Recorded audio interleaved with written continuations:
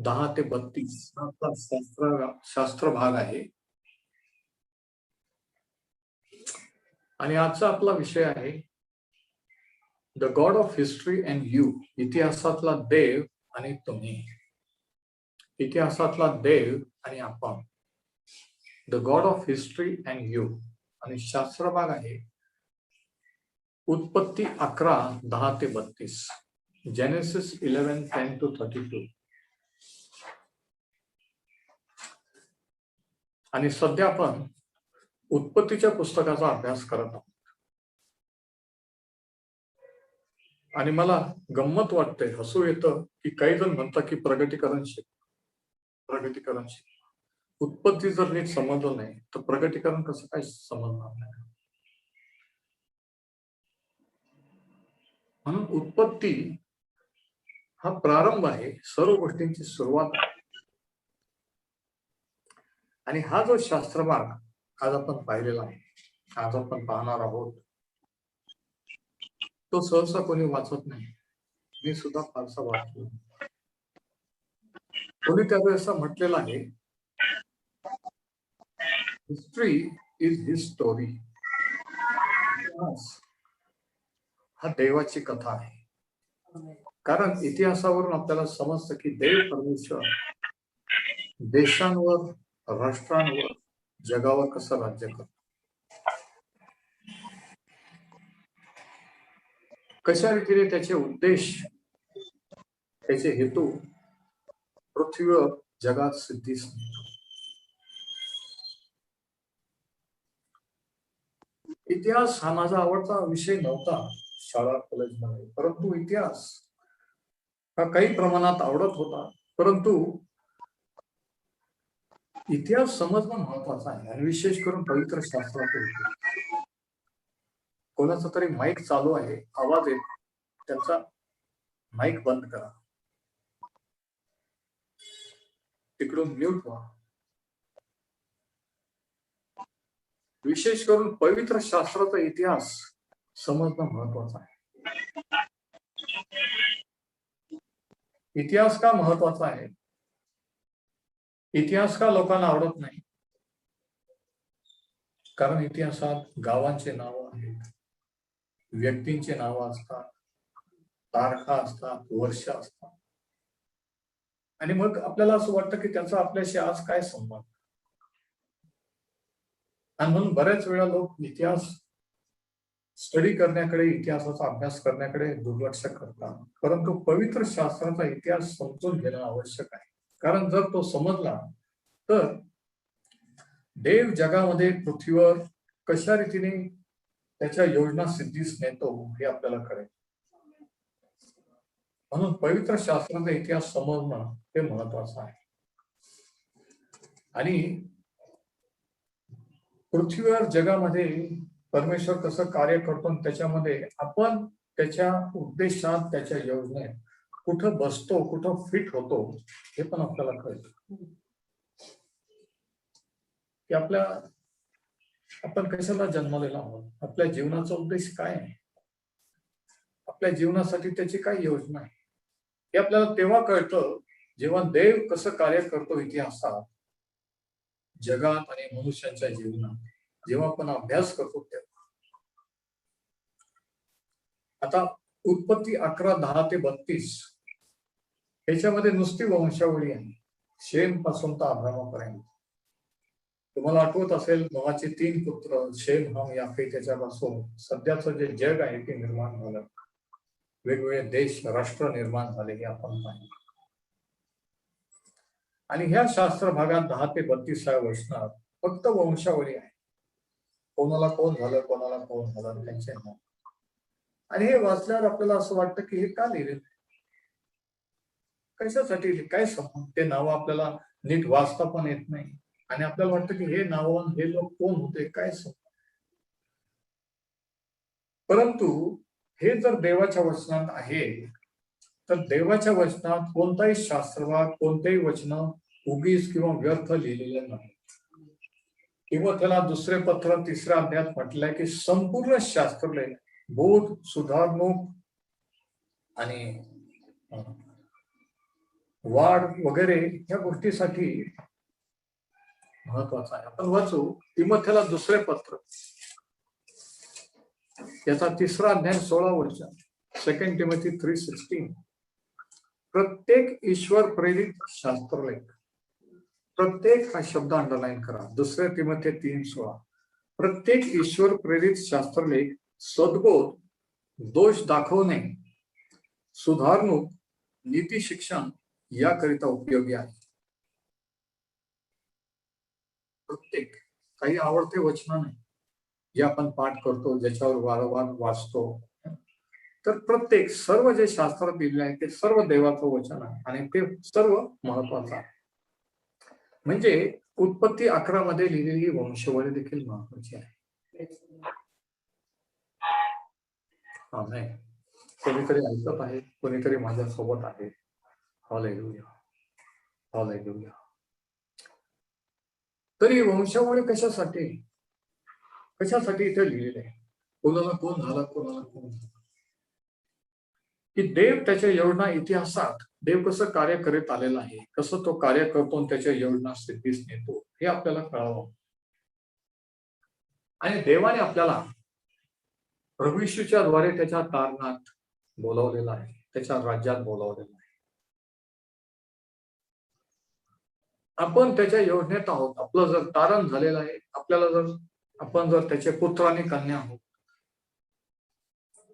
तर आपण कधी जन्मलो, कोणत्या काळात जन्मलो, कोणत्या ठिकाणी राहतो, कोणत्या आईबापांच्या पोटी जन्मलो, हे सर्व त्याने योजलेलं आहे.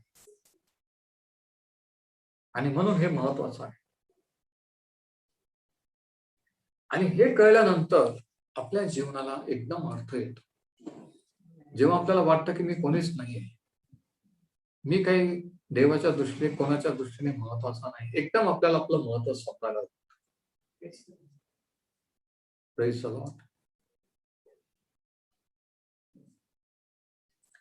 परमेश्वर इतिहासामध्ये प्राचीन काळापासून त्याचे उद्देश, त्याच्या योजना पृथ्वीवर सिद्धीस नेत आहे.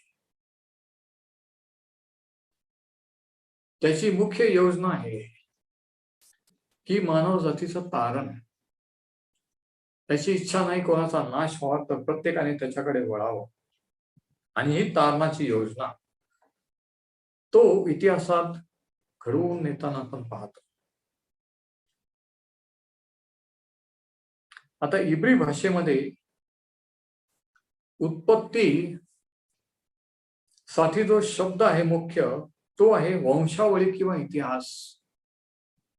म्हणजे उत्पत्तीमध्ये वंशावळी आणि इतिहास आहे. आणि प्रामुख्याने 3 वंशावळी आणि 3 इतिहास आहेत. उत्पत्ती 2 आणि 4 मध्ये पहिली वंशावळी आपण वाचतो, आकाश व पृथ्वी यांची उत्पत्ती झाली. म्हणजे परमेश्वर देवाने आकाश व पृथ्वी ही केली, त्या काळचा उत्पत्ती क्रम हा होय. हिस्ट्री किंवा उत्पत्ती क्रम हा शब्द अंडरलाईन करा. 3 विभाग आहेत. दुसरा विभाग 5व्या अध्यायाचं पहिलं वचन, उत्पत्ती 5 आणि 1, आदामाच्या वंशावळीची नोंद येण्याप्रमाणे. आणि मग पुढे आदामाची वंशावळी. आणि तिसरी वंशावळी, तिसरं सेक्शन किंवा तिसरा भाग आहे 6व्या अध्यायाचं 9वं वचन, उत्पत्ती 6 आणि 9, नोहाचा वृत्तांत येण्याप्रमाणे किंवा नोहाची वंशावळी येण्याप्रमाणे. तर असे ह्या 3 सेक्शन किंवा 3 वंशावळी आहेत, आकाश पृथ्वीची, आदामाची आणि नोहाची. 3 विभाग. आणि 11व्या अध्यायाचं 10वं वचन बघा. त्या 10व्या वचनापासून कोणाची वंशावळी? शेमाची वंशावळी. शेम, हाम आणि याफेत, नोहाचे 3 पुत्र. तो ज्येष्ठ पुत्र शेम, त्याची वंशावळी.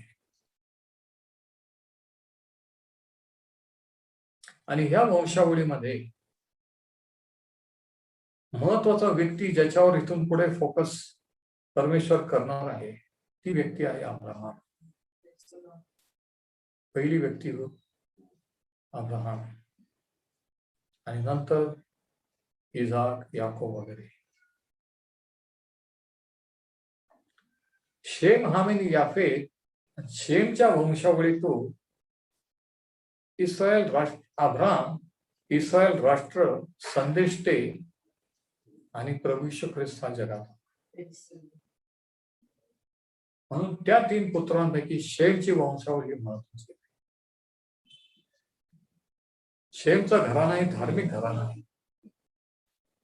आता हा बायबल स्टडी आहे, पोरांशी खेळता खेळता स्टडी करायचा स्टडी नाही. म्हणून कृपा करून तुमच्या शास्त्रात बघा, पोरांमुळे डिस्टर्ब होऊ नका. फार फार फार महत्वाचं आहे. शेमचं घराणं हे धार्मिक वंशावळ आहे.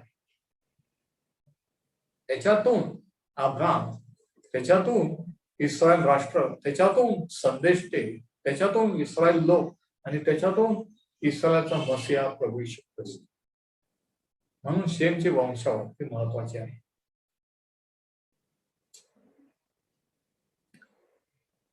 आता आदाम हवा किंवा सृष्टीच्या निर्मितीपासून तर अब्रामापर्यंतचा काळ, कारण 11व्या अध्यायाच्या शेवटी आपल्याला अब्राम आढळतो.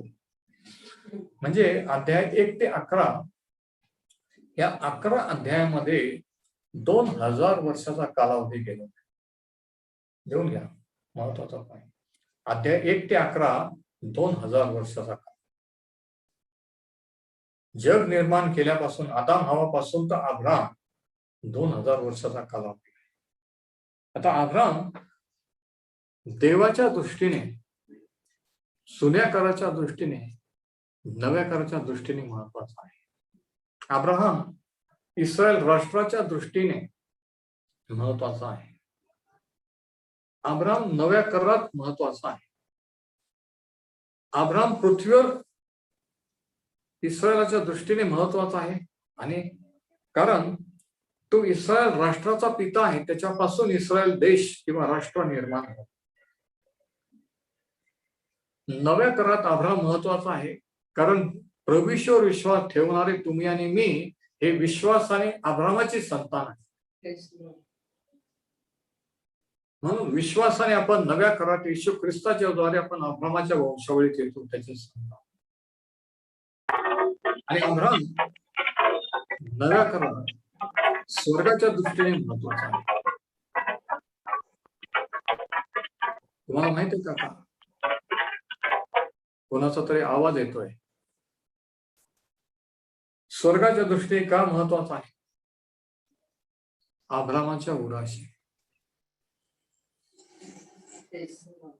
नाही समजलं? अब्रामाच्या उराशी म्हटलेलं जे ठिकाण जे स्वर्गात आहे, म्हणजे अब्रामाचं महत्व पृथ्वीवर तर आहे, इस्रायल राष्ट्रात आहे, पण स्वर्गात पण. किती महत्वाची व्यक्ती आहे ना. आणि लोक त्यांच्या मुलाचं नाव अब्राम, आणि त्याला माहिती नसतं अब्राम कोण. काही वेळेस त्याच्या वडिलांना नाही माहित नसतं अब्राम. तर अब्राम देवाच्या दृष्टीने, स्वर्गाच्या आणि पृथ्वीच्या दृष्टीने किती महत्वाचा, की पर्सन होता, किती महत्वाचा व्यक्ती होता. आणि ह्या वंशावळीत आपल्या शास्त्र भागात शेम ते अब्रामाची वंशावळ आहे. आता ह्याच्यातून आपण काय शिकतो? आपण त्याच्यातून मुख्य हे शिकतो की इतिहासात देव त्याच्या योजना कशा घडवून आणतो, कशा सिद्धीस नेतो. मेन. आणि याच्यातल्या 3 गोष्टी आपल्याला शिकायला मिळतात. 3 things we learn from this genealogy. 3 गोष्टी. पहिली गोष्ट ही, first thing is God's plan of salvation in history involves his choice. देवाच्या योजनेमध्ये, इतिहासात देवाच्या योजनेमध्ये देवाची निवड ही महत्वाची असते, किंवा देव निवड करत असतो, देव ठरवत असतो. पहिला point, God's plan in history involves his choice. म्हणजे काय? म्हणजे हे इकडे बघा, अब्रामाचे नोआचे 3 पुत्र होते, शेम, हाम, याफेत. मग इस्रायल देश शेमच्याच घराण्यातून निर्माण करण्याचं देवाने का बरं ठरवलं? दुसऱ्या 2 मुलांच्या वंशावळीतून का नाही? म्हणजे देवाने शेम याला निवडलं, शेमची वंशावळ निवडली. म्हणजे काय की देव त्याच्या योजना सिद्धीस जाण्यासाठी निवड किंवा सिलेक्शन हे देव करत असतो. किती जणांना समजते? हे आई बाप किंवा घरानं किंवा आपण ठरवत नाही की मी कोण होईल आणि मी काय करील, हे देवाने अगोदरच ठरवलेलं असतं. निवड ही देव करत असतो. कारण शेमच्या वंशावळीतून अब्राम उत्पन्न झाला. अब्रामाच्या द्वारे इस्रायल राष्ट्र आणि मसीहा जगात. पण शेमची निवडच देवाने का केली मला माहित नाही, पण केली. म्हणजे निवड ही देव करत असतो. देवाचा प्लॅन सिद्धीस नेण्यासाठी निवड किंवा चॉईस ही देवाच्या हाती असते, आपल्या नाही. हा ठळक पॉइंट. आणि ही देवाची चॉईस किंवा देवाची निवड ही त्याच्या कृपेने असते, आपल्या कर्माने किंवा कोणत्या विशेष गोष्टीने नव्हे. देवाची निवड कशावर अवलंबून असते? त्याच्या कृपेवर. आपण कसे आहोत, आपण काय केलं, आपलं घराणं कसं आहे, किती धार्मिक आहे, त्याच्यावर नसते. आता अब्रामाचं घराणं कसं होतं हे जर आपण पाहू, यहोशुआचं पुस्तक याचा, कारण अब्रामाला देवाने निवडलं शेमच्या वंशावळीतून. यहोशुआचं पुस्तक याचा 24वा अध्याय आणि दुसरं वचन यहोशुआ 24:2. याच्यामध्ये अब्रामाचं घराणं कसं होतं आपण पाहू. यहोशुआ 24:2. यहोशुआ सर्व लोकांना म्हणाला, इस्रायलचा देव परमेश्वर म्हणतो, प्राचीन काळी अब्राम व नाहोर यांचा पिता तेरह आदी करून तुमचे पूर्वज फरात महानदात नदी पलीकडे राहत असत व ते अन्य देवांची उपासना करीत असत. अब्राम आणि त्याचे वंशावळ, अब्राम आणि त्याचं घराणं काय करीत होते? अन्य देव दैवतांची भक्ती करणारे होते, मूर्तीपूजा करणारा घराणं अब्रामाचं. मग प्रश्न असा आहे की अशा घराण्यात असताना अब्राम स्वतः तो देखील मूर्तीपूजा करत असताना त्यांच्या रीतिरिवाजाप्रमाणे देवाने अब्रामाला निवडले. तो फार धार्मिक होता म्हणून नाही, तो देवाला ओळखणारा होता म्हणून नाही, तो खऱ्या देवाची भक्ती करणारा होता म्हणून नाही, तो मूर्तीपूजक होता. अन्य दैवतांची तो आणि त्याचे पूर्वज भक्ती करत होते. पण देवाने त्याच्यावर कृपादृष्टी केली, कारण परमेश्वर अंतःकरण पारखतो. आणि ज्यावेळेस त्याला दर्शन दिलं, त्याला बोलवलं, त्याने लगेच परमेश्वरावर विश्वास ठेवला, त्याचं ऐकलं. कारण देवाला माहित होतं की तो माझं ऐकेल, म्हणून त्याला दर्शन दिलं, मला निवड. आणि ही देवाची कृपा होती. आणि जसं अब्रामाला कृपेने निवडलं, तसं मरियाला देखील कृपेने निवडलं. हे कृपा पावलेले धन्य. आणि तिच्याद्वारे प्रभू येशू जन्माला. किती जण ऐकत आहे?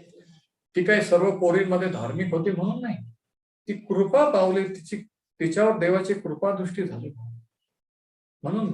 देव निवड करत असतो आणि ही निवड कृपेने असते. आपण कोण आहोत, कसे आहोत, आपलं घराणं कसं आहे म्हणून नाही, लक्षात घ्या. त्याच्या कृपेचा अभिमान बाळगा, तुमच्या घराण्याचा नाही. तुम्ही काय करत आहात, किती चांगले आहात याचा नाही, तर देवाने कृपा केलेली आहे म्हणून तारण झालेलं आहे. शास्त्र सांगते की तुमचे तारण कृपेने झालेले आहे. ही कृपा का झाली?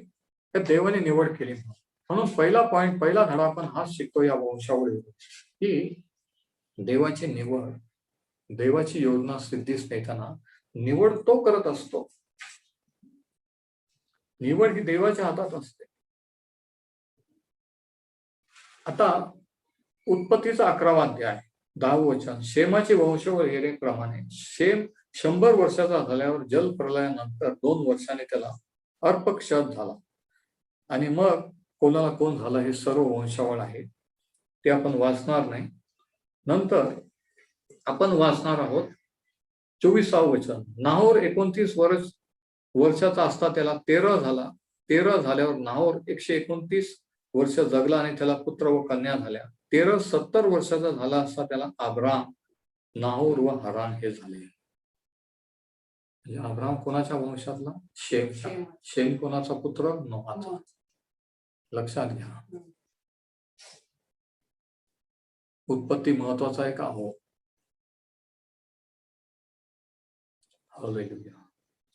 आणि मग 13ची वंशावळी सांगितली. आणि मग त्या वंशावळीमध्ये आपण वाचतो की 13ची वंशावळ येण्याप्रमाणे वचन 27 बघा. 13ला अब्राम, नाहोर व हारान हे झाले व हारानाला लोट झाला. हारान आपला बाप 13 याच्या रेखा आपली जन्मभूमी खासद्यांची ऊर येथे मरण पावला. अब्राम व नाहोर यांनी बायका केल्या. अब्रामाच्या बायकोचे नाव साराय आणि नाहोरच्या बायकोचे नाव मिल्का. मिल्का ही हारानाची कन्या. हा हारान मिल्का व इस्का यांचा भाव. आता एवढीच लिहिलेलं नाही. हे जरी वाचायला बोरिंग वाटतं किंवा वाटतं की याचा काहीच नाही, पण जर प्रत्येक ईश्वर प्रेरित शास्त्रलेख सद्व दोष दाखवणे आणि आपल्या वाढीसाठी आहे, तर हे पण महत्वाचं आहे. कारण याच्यावरून हे समजतं की इतिहासात देव त्याच्या योजना कशा सिद्धीस नेतो, कसं कोणाला कोणत्या घराण्यातून निवडतो, का निवडतो हे आपल्याला कळतं. Praise the Lord. म्हणून हे घराणं दिलेलं की हे घराणं कसं होतं आणि तरी देवाने त्या घराण्यातून विशिष्ट व्यक्तीलाच निवडलं. 13ला नाही, नाहोरला नाही, अब्रामालाच निवडलं. का बरं? मला माहिती. मला काही कोणालाच माहिती नाही. कारण आपण देव नाही. देव आहे, आपण माणूस. पण निवड, सिलेक्शन हे देवाच्या हातात आणि हे त्याच्या कृपेने असतं. हालेलुया. वचन ती साराय वांझ होती, तिला मूलबाळ नव्हते. मग 13 आपला पुत्र अब्राम, आपला नातू हारानाचा पुत्र लोट व आपली सून म्हणजे आपला पुत्र अब्राम याची बायको साराय यांना बरोबर घेऊन खासद्यांचा ऊर गावातून कनान देशात जाण्यास निघाला आणि ती हारान येथे येऊन राहिली. अब्रामाचे घराणं हे सांगितलेलं आहे. कारण इथून पुढे अब्रामाची एंट्री झालेली आहे. म्हणजे देवाची तारणाची योजना आता सिद्धीच जाणार आहे. लक्षात घ्या. आणि म्हणून हे महत्वाचं आहे. वचन 32, 13चे वय 205 वर्षाचे होऊन तो हारान येथे मरण पावला. आणि मग 12व्या अध्यायाच्या पहिल्या वचनात आपण वाचतो की परमेश्वराने अब्रामाला दर्शन दिले. ती आश्चर्याची गोष्ट नाही. मूर्ती पूजा करणारे, वेगवेगळे देव दैवतांची भक्ती करणारे लोक आणि अशा घराण्यातल्या ह्या एका माणसाला अब्रामाला देवाने दर्शन दिलं. हो. म्हणजे काय देव अशा लोकांना दर्शन देतो? हो. म्हणून देवाने कोणाला निवडलेलं आहे आपल्याला माहित नाही. परमेश्वर म्हणतो ज्याच्यावर मी दया करेन त्याच्यावर दया करेन.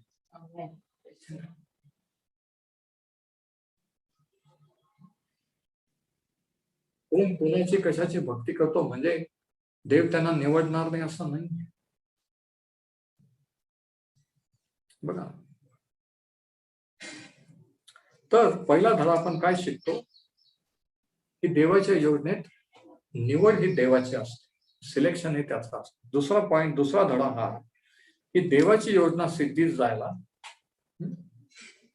कालावधी लागत असतो किंवा कालावधीचा समावेश असतो. God's plan involves time with the nations.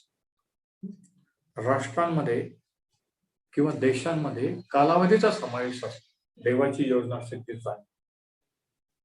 आता ह्या वंशावळीत आपण जर पाहिलं, हे पण दिलेलं आहे की कोण किती वर्षाचा झाला मरण पावला, कोण किती वर्ष झाला. आपण म्हणतोय कशासाठी, काय फायदा, पण हे महत्वाचं आहे.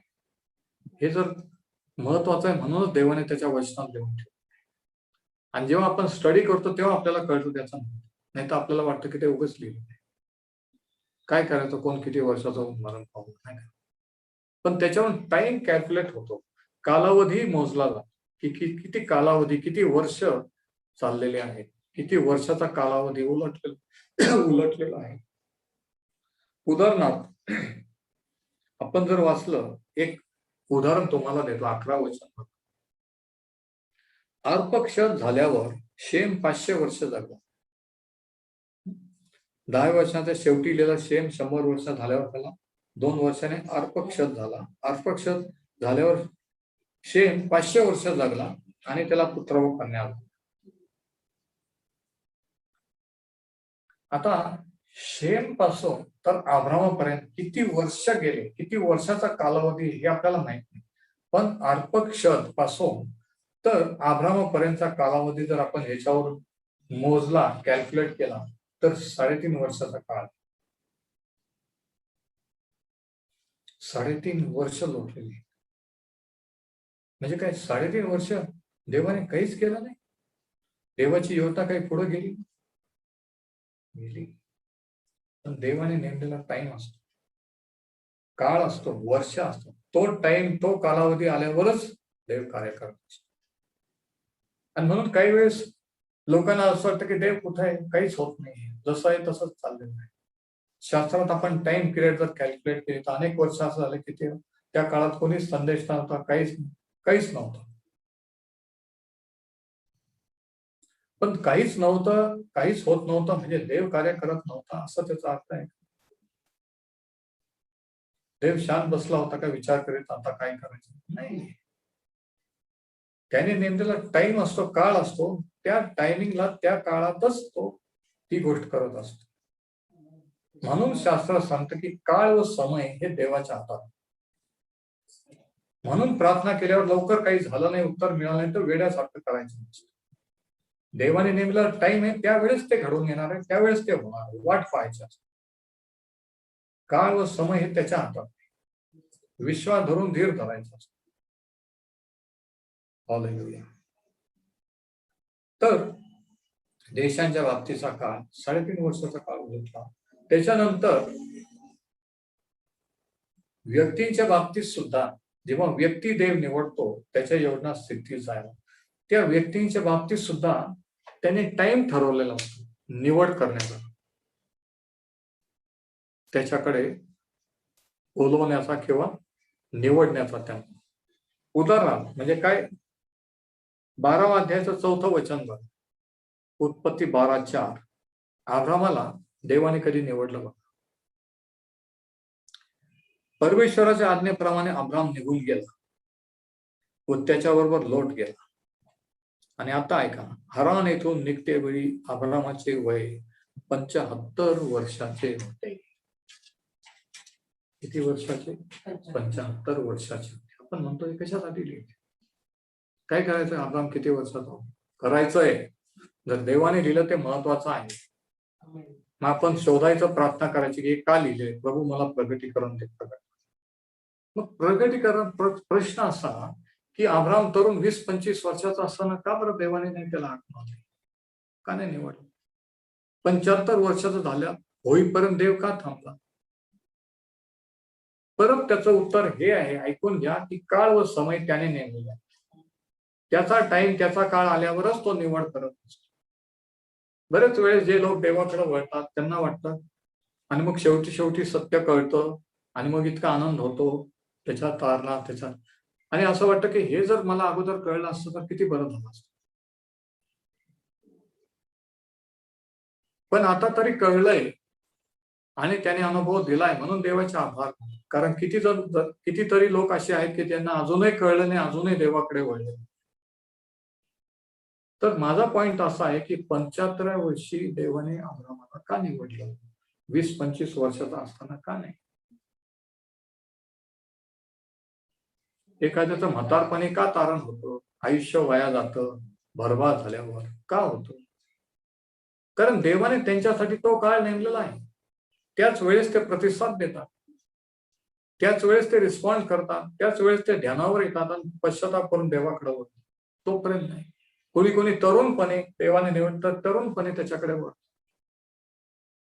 16व्या वर्षी मला सुवार्ता कळली, मी स्वीकार, त्यावेळेस माझं वय 16 होत आणि मी यशस्वीला होतो 1976. तर हे देवाच्या हाती असतं, कोण कधी आलं देवाकडे. म्हणून काळ आणि समय हे त्याच्या हातात आहे.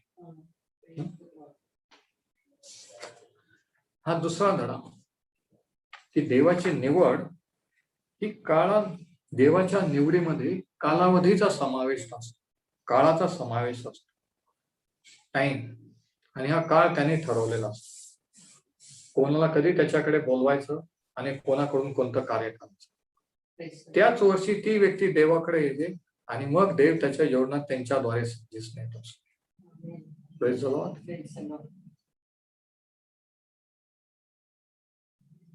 आणि शेवटचा पॉइंट तिसरा धडा हा की देवाच्या योजनेत व्यक्तींचा समावेश असतो. जगात किंवा पृथ्वीवर देवाच्या योजना इतिहासात सिद्धीस न्यायला देवाला लोकांची, माणसांची गरज, व्यक्ती, स्त्री पुरुष व्यक्तींचा. God's plan involves individuals.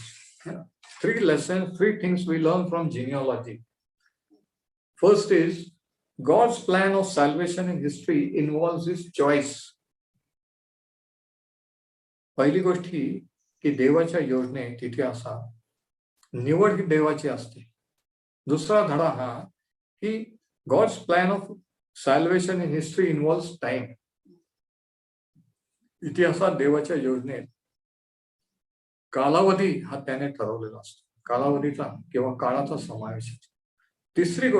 तिसरा point, God's plan of salvation involves individuals. इतिहासात देवाच्या योजनेत व्यक्तींचा समावेश असतो. एक एक व्यक्तीला निवड करून मग त्याच्याद्वारे तो त्याच्या योजना घडवून आणतो. आणि या ठिकाणी या घराण्यातून अब्रामाची निवड केली. नावावरचे का नाही, तेराचे का नाही आपल्याला माहित नाही, पण अब्रामाची निवड केली हे आपल्याला माहिती. म्हणजे व्यक्ती अब्राम. आणि ज्यावेळेस देवाने त्याला दर्शन दिलं आणि बोलवलं, त्याला प्रगट झाला, त्यावेळेस अब्रामाने परमेश्वरावर विश्वास ठेवला आणि त्याचा ऐकलं, आज्ञापालन केलं. आणि त्याच्याजवळ बायबल पण नव्हतं. आपल्याला अख्खं बायबल असून आपल्याला विश्वासाचा प्रॉब्लेम. लोक म्हणतात आमचा विश्वास वाढवा, विश्वास वाढवा. बायबलच वाचला नाही तर विश्वास कसा? विश्वास वचनाने, वार्तेने आणि वार्ता देवाच्या वचनाने होते. देवाचं वचन वाचल्याने, ऐकल्याने विश्वास वाढतो, प्रार्थना करून नाही. ऐकून घ्या. देव अब्रामाशी बोलला, अब्रामाने विश्वास ठेवला. तो लगेच मूर्तीपूजा सोडून, देव दैवत सोडून, त्याच्या घराण्याशी सोडून आकाश आणि पृथ्वीच्या देवावर त्याने विश्वास ठेवला. त्याने सांगितलं तुझा देश, तुझे लोक सोडून मीच दाखवीन त्या देशात. आणि लगेच त्याने सामान बांधायला सुरुवात केली. लगेच तो नाही. आणि कोणीतरी म्हटलं असेल का आता कुठं चालले माहित नाही. कोणत्या देवाने दर्शन दिलं, कोणता देव, आकाश पृथ्वीचा देव. अरे पण त्याचं नाव काय माहित नाही. पण त्या देवाने मला बोलवलेलं आहे आणि मी चाललो. अशा प्रकारचं आज्ञापालन करणारा तो माणूस होता, म्हणून देवाने निवडला. ज्यांची देव निवड करतो ते ऐकणारे, देवाचं ऐकणारे असतात. बंडखोरांची निवड देव करत नसतो. मग ते मूर्तीपूजा करणारे असो की किती पापी असो, निवड देवाच्या हाती असते. ख्रिस्त येशू पापी जनाला तारण्याचा. आणि देवाची निवड आपल्या परिस्थितीवर, आपल्या घराण्यावर किंवा आपण कोणत्या धर्मातून आहोत याच्यावर अवलंबून असतो. अब्राम वेगळ्या धर्माचा, खरं सांगायचं, पण तो देवाकडे आहे. किती जण ऐकत आहे? हालेलुया. तर या ठिकाणी आपण पाहतो तिसरी गोष्ट की देवाच्या योजनेत व्यक्तीचा समावेश असतो. एक व्यक्ती इतकी महत्वाची असते. एक तुम्ही, एक मी इतके महत्वाचा. एक अब्राम इतका महत्वाचा होता की त्याने देवाचं ऐकलं, आज्ञापालन केलं. त्याला देवाने आशीर्वाद दिला, त्याला स्वतःच प्रगटीकरण दिलं, दर्शन दिलं आणि त्याच्याद्वारे इस्रायल देश निर्माण केला. म्हणजे काय एक माणूस एवढा महत्वाचा आहे? एक बाई एवढी? हो. मग कोणीतरी म्हणजे मी एवढा महत्वाचा आहे? हो. तुमच्या कुटुंबाच्या दृष्टीने तुम्ही महत्वाचे नसाल, शेजारी पाजारच्या घराण्याच्या दृष्टीने महत्वाचे नसाल, पण जर तुमचं तारण झालेलं आहे, जर तुम्ही येशू ख्रिस्ताचे झालेले आहात, तर देवाच्या दृष्टीने तुम्ही महत्वाचे. काहीतरी करण्यासाठी, भूमिका बजावण्यासाठी या जगात तुम्हाला ठेवलेलं आहे आणि त्याचं प्रगटीकरण तुम्हाला दिले. काहीतरी उद्देश आहे, उगीच नाही. म्हणजे एक व्यक्ती सुद्धा इतकी महत्वाची असते. आणि जसं अब्राहमाला निवडलेलं होतं तसं प्रभू येशू ख्रिस्तामध्ये देवाने आजच्या काळात तुम्हाला मला निवडलेलं आहे. आणि हे आपल्या जन्मापूर्वी जगत स्थापनेपूर्वी निवडलेलं आहे. Ephesians 1:3 मध्ये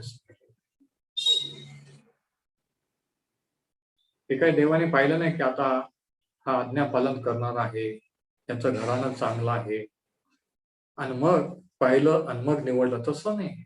जन्म होण्यापूर्वी, जगाच्या स्थापनेपूर्वी, कारण पुढे काय होणार हे देवाला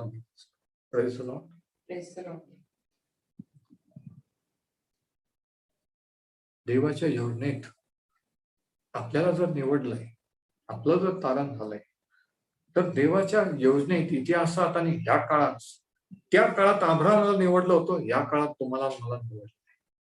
किती जण आनंदाने प्रेज द लॉर्ड.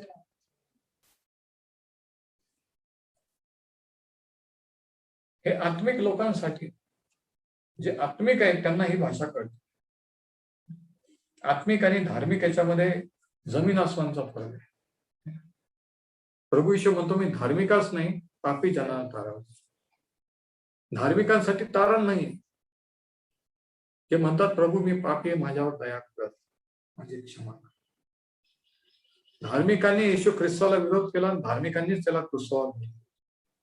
रोमन शिपायाने नाही, रोमन गव्हर्नमेंटने नाही. ऐकून घ्या, शास्त्री पुरुषी धार्मिक नेते आजही येशू ख्रिस्ताच्या सुवार्तेला विरोध कोण करतं? धार्मिक लोक. बाकीचे जे पापात आहेत त्यांना काही पडलेलं नाही, ते विरोध नाही करत. लक्षात घ्या, सगळ्यात डेंजरस आहे तो धर्म. धर्माने इतिहासात पहिला खून झाला. कायनाने हबेलाचा खून कशावरून केला? इस्टेट प्रॉपर्टीवर नाही, धर्माच्या नावावर. त्याचं मान्य केलं, माझं काय नाही. धार्मिक होणं, धर्म इतका डेंजरस असतो. आणि तरी लोक म्हणतात धार्मिक मुलगी पाहिजे, धार्मिक मुलगा पाहिजे, धार्मिक हे पाहिजे. अरे येशू ख्रिस्त धार्मिकच नाही, पापी जनांना तारास आलेला आहे. धर्म डेंजरस आहे. धर्म तुम्हाला आंधळ करतो, देवापासून दूर ठेवतो, बंडखोरी करायला लावतो, स्वतःला काहीतरी समजायला पण लागतो काही नसताना. म्हणून तिसरा पॉइंट हा की देवाच्या योजनेत व्यक्तींचा समावेश असतो.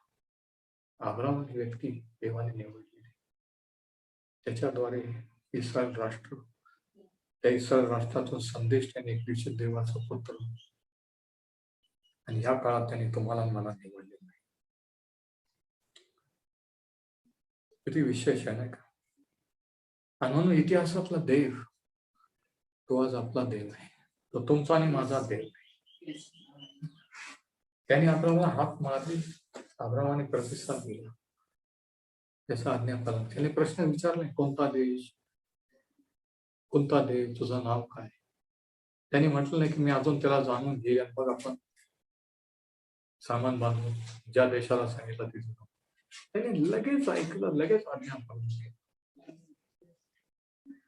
सुवार्ता ही हाक आहे या शेवटच्या काळात, की प्रभू येशूने तुमच्यासाठी त्या वधस्तंभावर आपला प्राण अर्पण केलेला आहे. येशू ख्रिस्त आपला समेट असा आहे. सुवार्ता गाजवणे, सुवार्ता ही हाक आहे. जर तुम्ही सुवार्ता ऐकली असेल तर त्या हाकेला उत्तर दिलेलं आहे. जर नसेल तर अजूनही वेळ गेली नाही. अजूनही त्याच्याकडे वळा, त्याच्यावर विश्वास ठेवा. अजूनही त्या तारवाचं दार उघडलेलं आहे, अजूनही आतमध्ये येत आहे. पण एक दिवशी ते बंद होईल, एक दिवशी कृपेचा काळ संपेल.